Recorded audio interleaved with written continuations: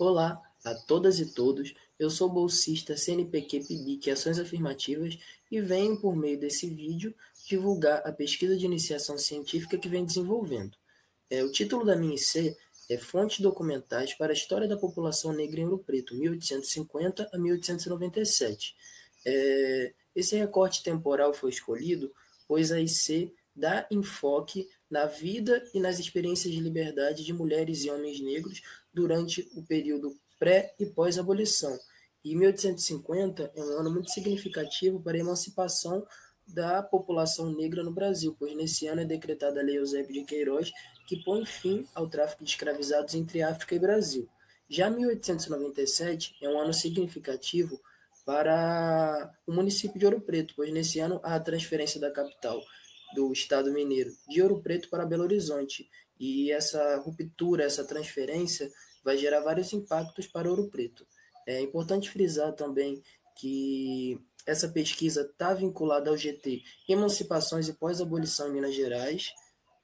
Eu sou o Vitor Rocha Damasceno e a minha orientadora é a professora doutora Janete Flor de Maio Fonseca, do Departamento de Educação e Tecnologias.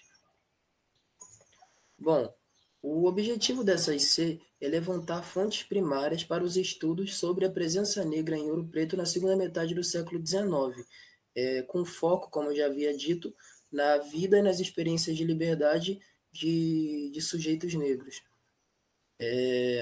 Eu analisei um documento do Arquivo Público Municipal de Ouro Preto, que esse documento é o Livro de Classificação de Escravos para o Fundo de Emancipação do Município.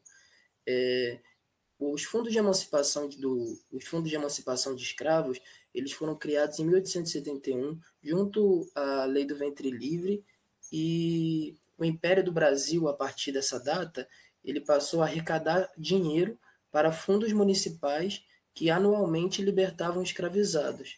E em Ouro Preto não foi diferente. Nesse livro, ele tem a matrícula de todos os escravizados que viveram em Ouro Preto de 1873 a 1880. Eu entrei em contato com os responsáveis pelo arquivo e eu digitalizei as 116 páginas desse documento, desse livro. Hoje esse documento digitalizado está disponível em uma pasta do projeto no Google Drive e eu também realizei a transcrição manuscrita desse documento. Aí nessa segunda imagem é uma parte dessa transcrição.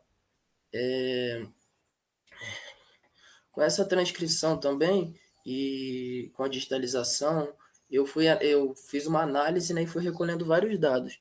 Aí no slide que eu estou apresentando, está aparecendo uma das partes desse documento, uma das páginas desse documento. E esse documento ele não surge com o intuito, né, de fazer um censo da população cativa dos municípios, só que ele pode ser usado para uma história censitária, ele pode ser usado para a gente tentar mapear uma demografia histórica da população escravizada em Ouro Preto nesse período, e ele traz fontes, ele traz dados, né, muito interessantes para identificar, para dar identidade a esses escravizados, como, por exemplo, o nome, a cor, a profissão, o proprietário que era dono desse escravizado, o valor desse escravizado, se esse escravizado era casado, era solteiro, era viúvo. E também durante essa transcrição eu consegui mapear famílias que viviam no cativeiro, né? Famílias que pertenciam ao mesmo senhor de escravos, famílias que membros pertenciam a um senhor de escravo, outros membros a outro senhor de escravos, famílias que parte já tinham conseguido sua liberdade, já tinham conseguido comprar sua carta de alforria e a outra parte continuava no cativeiro, famílias que os filhos já haviam nascido livres, pois haviam nascido após a lei do ventre livre, tinham nascido ingênuos, como era o termo da época.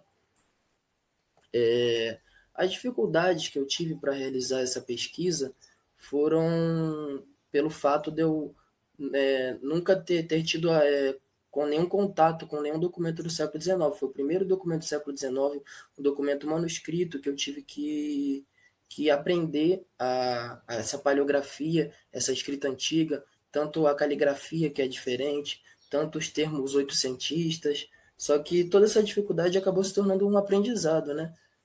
Outra dificuldade também que eu tive foi quanto ao tamanho do documento. São 116 páginas, mais de 3.000 escravizados matriculados, e o tamanho desse documento demandou mais tempo para transcrição, para análise, e a gente até já conseguiu uma renovação dessa bolsa de iniciação científica. Ela vai agora até 2024, e a gente pretende, nessa renovação dessa bolsa, recolher, captar mais dados, como, por exemplo, quantificar a porcentagem, por exemplo, de escravizados que eram pretos, que eram pardos, que eram fulas, que eram cabras, quantos escravizados eram mineiros nesse período, eram faiscadores, eram tropeiros, eram cozinheiras. Tem muito dado que a gente ainda pode colher nesse documento.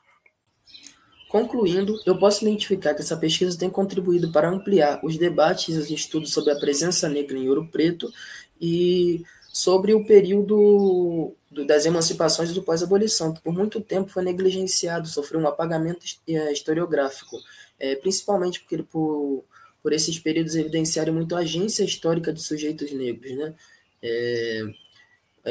Essa pesquisa também tem contribuído para identificar sujeitos e famílias negras em Ouro Preto, que esses sujeitos por muito tempo foram ignorados, né, pela história, e essa pesquisa vem na contramão, dando existência, dando identidade a essas pessoas, né?